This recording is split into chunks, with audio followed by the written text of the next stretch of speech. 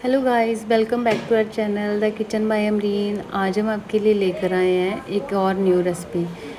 आप देख के तो समझ ही गए होंगे, इतना तड़कता भड़कता तड़का जिसको मैंने लगाया है वो क्या हो सकता है। समझ गए आप? नहीं समझे? हम आपके लिए लेकर आए हैं छोले भटूरे की रेसिपी। आ जाओ फिर देखते हैं हमने कैसे बनाए। सबसे पहले परात में मैंने 1 कटोरी के करीब मैदा डाल दिया था।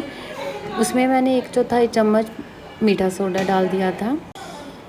उसके बाद फिर मैंने थोड़ा सा उससे कम मैंने बेकिंग पाउडर डाल दिया था।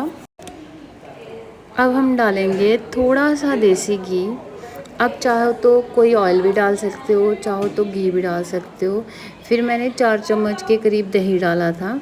हमारा दही थोड़ा सा ज़्यादा खट्टा था, इसीलिए मैंने थोड़ा सा पानी मिला लिया था बीच में। आप चाहो तो इसमें इनो भी मिला सकते हो। नमक मैंने स्वाद अनुसार डाला था। फिर इन सारी चीज़ों को अच्छे से मिला देना है।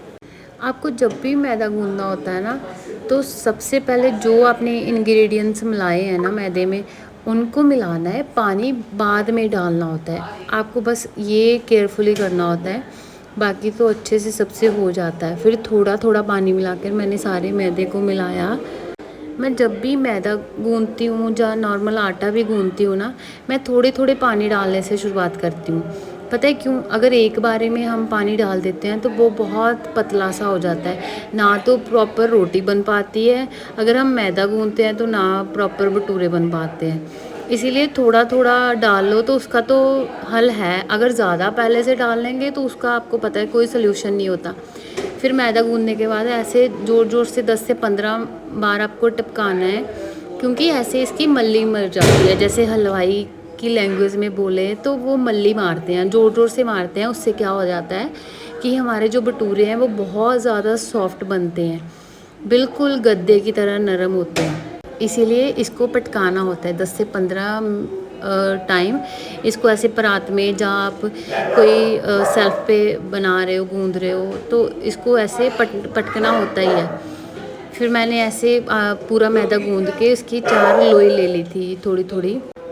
आप चाहो तो ऐसे ही मैदे को फोल्ड करके किसी भी बर्तन में गीले कपड़े से ढक के आधे घंटे के लिए छोड़ सकते हो, बट मैंने ऐसे छोटे छोटे से पेड़े कर लिए थे 4। उसको गीले कपड़े से ढककर ऐसे आधे घंटे के लिए छोड़ दिया था। उससे बहुत अच्छा फर्मेंट हो जाता है। जैसे हम रोटी बनाने के लिए आटा नहीं गूंद के रख देते थोड़े टाइम के लिए, वो बहुत ज़्यादा सॉफ्ट हो जाता है और रोटी फूली फूली बनती है। ऐसे ही सेम मैदे का होता है। फिर हमने छोले बनाने के लिए मैंने चने भिगो दिए थे थोड़े टाइम के लिए। आपको अगर बहुत ज़्यादा अच्छे चाहिए तो ओवरनाइट प्लीज़ भिगोना। फिर मैंने उसमें पत्ती का पानी डाल दिया था। ये चाय पत्ती का पानी होता है, इससे कलर बहुत अच्छा आता है। जब भी आपने पत्ती बॉईल करनी है तो आप बस सिनेमन स्टिक भी एक थोड़ी सी डाल सकते हो। अगर मोटी इलायची काली वाली डालनी है वो भी डाल सकते हो, उससे भी बहुत अच्छा फ्लेवर आता है। फिर मैंने थोड़ा सा नमक डाल दिया था और चनों को बॉयल होने के लिए रख दिया था। मैंने जो तड़का लगाने के लिए मसाले लिए थे, नमक लिया था, हल्दी ली थी, लाल वाली मिर्ची ली थी, जीरा लिया था, थोड़ा सा चना मसाला लिया था, काली कुटी हुई मिर्च ली थी, गरम मसाला लिया था, आमचूर पाउडर लिया था और कस्तूरी मेथी ली थी मैंने। आप देख सकते हो ध्यान से मैंने कौन कौन से मसाले लिए हैं, आप अच्छे से नोट कर लो। इतना नहीं है कि अगर मैंने इतने इतने रखे हैं तो पूरी क्वांटिटी डाल दी थी, मैंने थोड़े थोड़े लिए थे इसमें से। तड़का लगाने के लिए मैंने एक कढ़ाई में ऑयल ले लिया था। ऑयल को अच्छे से गर्म होने के बाद मैंने 1 चम्मच के करीब जीरा डाल दिया था। जीरे को अच्छे से भूनने के बाद फिर मैंने थोड़ी सी हींग डाली थी। हींग वैसे भी हाजमे के लिए अच्छी होती है, आप पसंद करते हो तो डाल सकते हो। फिर उसके बाद मैंने थोड़ा सा लहसुन डाला था। लहसुन को अच्छी तरह से भून लेना है जब तक इसकी खुशबू ना आने लग जाए। लहसुन का बहुत अच्छा फ्लेवर आता है छोलों में। उसके बाद मैंने प्याज को डाल दिया था।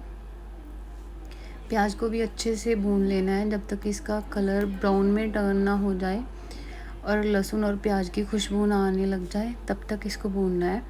आप चाहो तो इसको स्लो फ्लेम पे करके ढक के भी पका ढक के पकाने से क्या हो जाता है कि प्याज हमारा जल्दी सॉफ्ट हो जाता है और जल्दी भुन जाता है।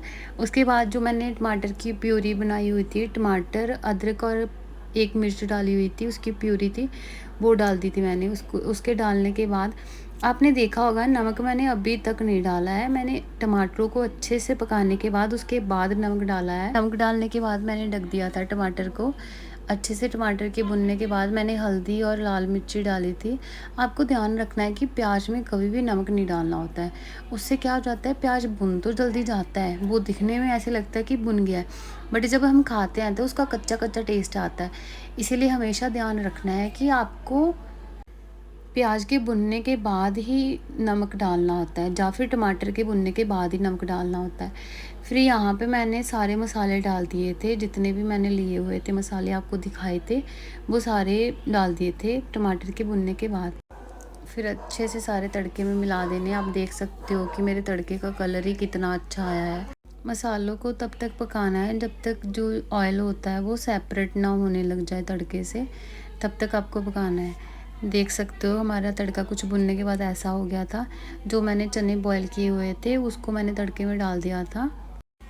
पहले जो चने हैं ना उसको मैं अच्छे से सारे मसाले में भूनूंगी, उसके बाद मैं पानी का यूज़ करूँगी। मैं वही वाला पानी यूज़ करूँगी जिसमें मैंने चने बॉईल किए थे, वो पानी फेंकना नहीं है, वही पानी हमें लास्ट में यूज़ करना है। जब अच्छे से आपको लगे कि हमारे चने मिल गए हैं तड़के में, तब उसमें पानी डालना है। पानी आपको कौन सा डालना है, वही वाला जिसमें हमने चने बॉईल किए थे। अगर आपको लग रहा है कि वो पानी थोड़ा सा कम है तो आप अलग से थोड़ा और वाटर लेकर उसको बॉईल करके वो डालना है। कभी भी ठंडा पानी लेकर नहीं डाल देना। अगर हमें लगे कि हमें ग्रेवी थोड़ी और रनी सी चाहिए तो पानी गर्म करके डालना है, ठंडा पानी कभी भी हमें नहीं डालना है, ये ध्यान रखना है।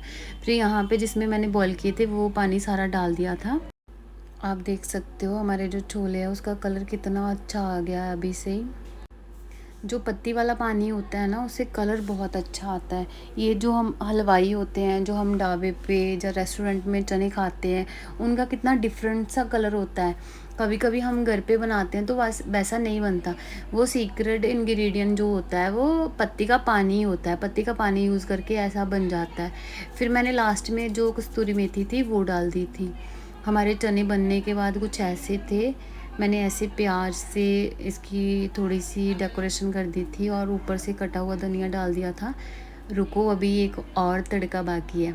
मैंने एक पैन में थोड़ा सा देसी घी लिया है। आप इस देसी घी में अब हरी मिर्ची भी काट के डाल सकते हो, थोड़ा सा अदरक भी डाल सकते हो, बट अदरक मैंने पहले ही यूज़ कर लिया था, इसीलिए मैंने सिर्फ कलर के लिए कश्मीरी मेथी जो रेड वाली होती है ना वो डाल के अच्छे से गर्म कर ली और तड़के में पूरे स्प्रेड कर दी। आप देख सकते हो कि कितना अच्छा कलर आ गया है ऊपर से। जितने ये देखने में अच्छे लग रहे हैं ना, खाने में उससे भी ज़्यादा अच्छे थे। अब आ जाओ फिर भटूरे बनाने की तैयारी करते हैं। जो मैंने आधे घंटे के लिए रखा था आटा, वो इस तरह का कुछ हो गया था, बहुत सॉफ्ट सा हो गया था। फिर आपने जिस पे भी बनाना है, चकले पे बनाना है या फिर सल्फ पे बनाना है, किसी चीज़ पे भी बनाना है ना भटूरे, सबसे पहले आपने ऑयल लगा लेना है। इतना ध्यान रखना है कभी भी सूखा मैदा नहीं लगाना। फिर भटूरे की शेप कैसी भी बना लो, अगर टेढ़ी मेढ़ी बनानी है तो वैसी बना लो, फूल तो इनको जाना ही है तेल में जाने के बाद। हमारे भटूरे कुछ इस तरह के फूल रहे थे, बहुत ही सॉफ्ट बने थे। भटूरे डालने के बाद इसको हल्के हाथों से थोड़ा सा प्रेस करना होता है और अपने आप भटूरा फूल जाता है। जैसे कोई रूठा हुआ मुंह फुला के फूल जाता है ना, वैसे। आप देख सकते हो कि हमारा भटूरा कितना सुंदर फूला है, खाने में भी बहुत सॉफ्ट था ये। मे बी जो जिन्होंने खाए थे वो वीडियो देख रहे होंगे, वो बताएंगे कमेंट करके कि कैसे बने थे भटूरे। हमारी प्लेट डेकोरेशन हमने ऐसे कुछ की थी। आप भी हमारी रेसिपी फॉलो करो, बनाओ घर पे और बताओ हमें कि कैसे लगी आपको हमारी रेसिपी। और हमारे चैनल को लाइक, सब्सक्राइब और शेयर ज़रूर करना और बताना हमारी रेसिपी। अगर बनाओगे तो हमें टैग ज़रूर करना, ओके।